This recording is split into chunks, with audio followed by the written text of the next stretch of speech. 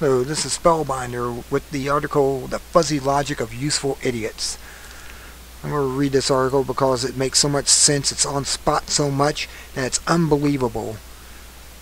It's by Giordano Bruno of Neithercorp Press. Done yesterday, the 3rd of November 2010. It hurts to be wrong, not just emotionally, but physically, especially when it's public. Like swimming headfirst into a school of very ill-tempered jellyfish. Or maybe piranha. The horror of it is almost cinematic. The more artificially pumped your ego, or the more brainwashed with academic pretension, the more terrifying that moment of realization is. That moment when all your assumptions are dashed aside like 3-year-olds' alphabet blocks. To a certain point, it is understandable why so many people live in such violent denial. However, this does not distract from the perils of that denial. Americans are masters of avoiding responsibility for bad assumptions. I have seen middle-aged women cry actual tears because they have been proven incorrect on something as simple as the price of dishwashing detergent at the grocery store. I have seen full-grown men throw wild-eyed tantrums and even threaten people with death because they couldn't handle being wrong about the correct score of a football game. I once saw a man froth at the mouth and shout vicious obscenities for 20 minutes straight because he refused to believe that there were more than 3 Jaws movies. I wish Jaws the Revenge didn't exist either, but I'm not going to have a spasm over it. I have seen little old ladies physically attack people because they were embarrassed to be wrong, not realizing that their response was far more humiliating and self-depreciating than just being mistaken. I have indeed seen the glory of the overgrown babies in action. America is not the only culture prone to this. America just happens to be the worst losers. We lash out when we are wrong, while the most Europeans tend to intellectualize ideals that challenge their false perceptions as if they are above even considering them. They are masters of rationalizing the facts away, while we are masters of brutalizing those people who are messengers of the facts. Some of these unfortunate members of our societies are merely linings, sheep following each other mindlessly without questioning the purpose or the destination. They are spectators in the world events and nothing more, while others are far more dangerous because they take an active role in shaping of events, not knowing that their idiocy is contributing to the suppression of the truth and even the downfall of our nation. They help elitists dismantle dissent and in the process damage their own future. It sounds insane, and in a way they are psychologically ill, but in a manner that has been deemed tolerable and even practical by society. We call these people useful idiots. How does one know when he has encountered such a person? How does he cope? Let's examine some of the telltale signs of the useful idiot. Just smart enough to be stupid. Learning is a full-time job, 24/7, or 7 days a week, until the very moment your ticker talks and you find yourself sporting a cloud and a harp. Some people though seem to think that retirement on learning starts around the age of 20. Useful idiots are commonly men and women who are intelligent enough to retain information but not driven enough to research its validity or follow a thought through to its logical conclusion. They very often work in professional fields such as law, business, medicine, politics, engineering, media, entertainment, etc. Though there are many others in these fields who are not caught up in their own delusional world. These people are in a position to influence others just by virtue of their work, regardless of how clueless they actually are. Lacking knowledge is not such a terrible crime, as long as you are willing to admit that you do. There is always someone out there who is going to know more than you about some things, if not many things. That's life. Useful idiots, on the other hand, are rarely willing to admit that they are lacking in any department. They usually have just enough knowledge to make themselves convincing to those who don't recognize them for what they are. In this way, they are sort of mini Chernobyls, waiting to spew radioactive waste or disinformation at any given moment, mutating public opinion. Their ability to think is limited to memorization. The problem with this way of viewing the world is that it excludes critical thought, intuition, empathy, and wisdom. It traps us in a box composed of all things we have been taught, but keeps us from things we could discover on our own. Useful idiots are walking, talking toasters. All they take is bread. All they make is toast. And an occasional Pop-Tart. Frankly, I'm bored with toast. One need only to take into account the vast number of so-called financial analysts in the mainstream media who denied there was any threat of economic collapse back in 2006 and 2007. How many of them stopped to consider the consequence of their ignoring the facts because of their egomania and inability to think beyond their conditioning? How many lives and nest eggs have been destroyed or are waiting to be destroyed because of them? How many of these useful idiots ever apologize for their blundering? I can't think of any. Reaching the truth instead of absorbing it. Useful idiots talk, they don't listen. They ask lots of questions but never wait to hear your answer. For them, questions are not a search for information but rather a method of antagonism. It is a way to keep everyone else on guard while making themselves feel superior. In this game, the useful idiot never has to expose his ignorance because he never has to enter into the meaningful dialogue with anyone who has an opposing view. All he has to do is attack, attack, attack.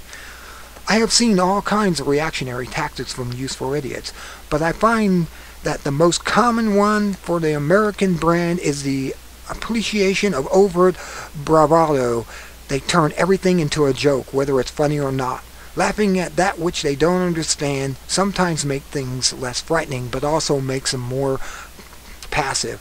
Dedicated clowns for all their theatrics and daring are generally important historical figures. How many clowns or comedians have ever really dared to break the establishment mold and aim magnifying glasses at the true absurdity of our system or our culture?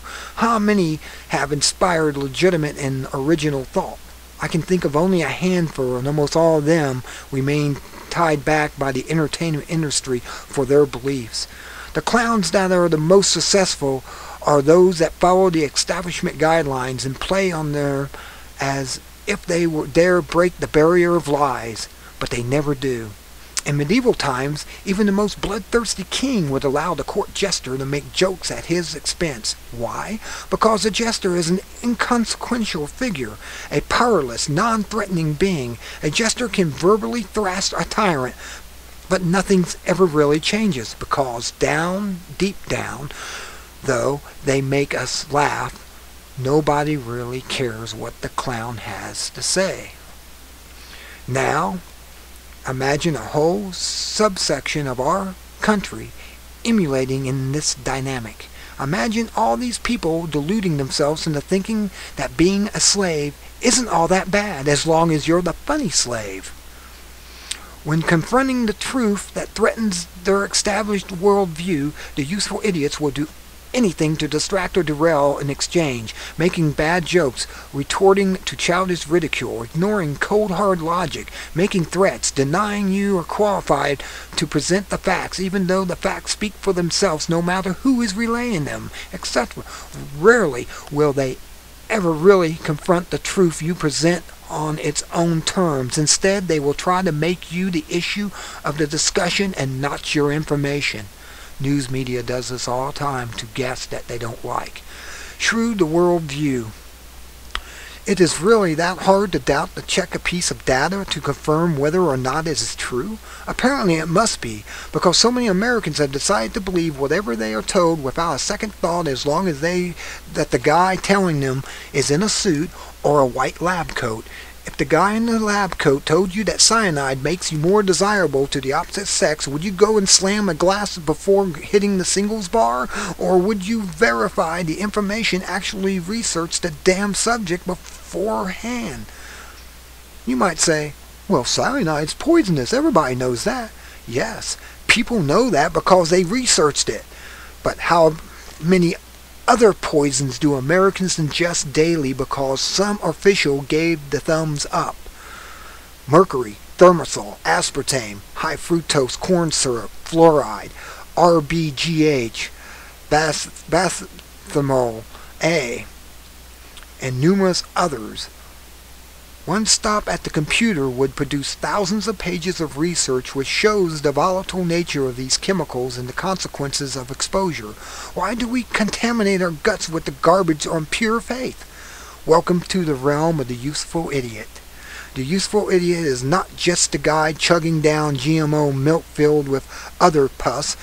Anyone can do that and is not a useful. No, the useful idiots is the FDA official or the corporately paid scientist who sells us on the purity of the milk. He's the local dentist who laughs at you when you question the safety of all the fluoride accumulation in your bloodstream. She's the nurse who threatens to call CPS because you don't want your newborn baby injected with a half a dozen mercury-laced vaccines 2 months after they exit the room. Useful idiot is the guy who received the standard academic neuron rinse but never learned that the first rule of academia used to be question everything.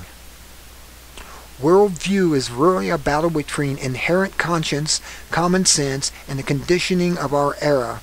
Even a single root misconception like the belief in the legitimacy of the false left-right political paradigm could easily shrew the whole of a person's vision to a sea of truths. The useful idiot is not only conditioned himself, but he also becomes an agent of that conditioning and others. When confronted with the truth outside his established worldview, he almost short-circuits. He has lived most of his life with the ideals and propaganda of others slogging around in his skull. To be faced with the possibility that all that time, energy, and devotion was worthless is almost too much to bear. Making a difference, one loses freedom at a time. Sometimes the best qualities of a good people are ironically the worst qualities in the useful idiot. Useful idiots love to participate in anything as long as it's sanctioned by a recognizable organization. Bless their hearts, they just want to get out there and make a difference. Go team. This is a serious issue with those on both sides of our fake political spectrum, left and right. How many people clamored to be a neocon after 9/11 only to find in their quest for public safety they wrongly supported the weakening of the constitutional freedoms, the destabilization of our economy, not to mention the invasion of Iraq, a country that had absolutely nothing to do with 9/11, even if you believe the official story, or any other terrorist attacks in this country? How many liberals ran screaming like schoolgirls at Justin Bieber concert towards the global warming and carbon tax scam, only to find that the climate labs responsible for all the research they have been eating up without question was actually using contrived and in some cases completely fabricated data. I won't even get into the Obama fever thing, mainly because my stomach isn't strong enough at the moment. The problem with useful idiots is that they want to participate too much. So much that they're jumping to any bandwagon that is well funded and flamboyant enough to protect their interests. They are joiners with highly superficial standards like brown shirts or lice. This is where they do their worst damage. Participation for the useful idiot is not about making a difference. It's about feeling like they are making a difference. In some cases, it's about hope, but not real or effective action. In other cases, it's about vengeance and malice, and it's not justice or integrity. In either scenario, their key missing factors is the truth, which is neglected or traded for the quick boost in their self-esteem. This makes the useful idiot the prime target of elitist disinformation. Nearly all criminal actions by the government receive their primary support from this portion of the citizenry exactly because they are so ridiculously eager.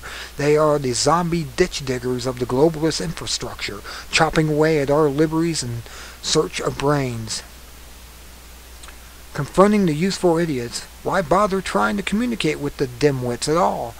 They are not the very definition of the lost cause. Perhaps I can say with a certain authority, though, that some of them can be induced to awareness, especially since I used to be one of them. And I am going to leave it here for now, and you can finish this story. It's not very much longer, but 15 minutes wasn't long enough to read it. So next time you'll hear from me, I'll have another great story. This one here just made me emotional. Until next time, this is Spellbinder. Be good or be good at it. Good day.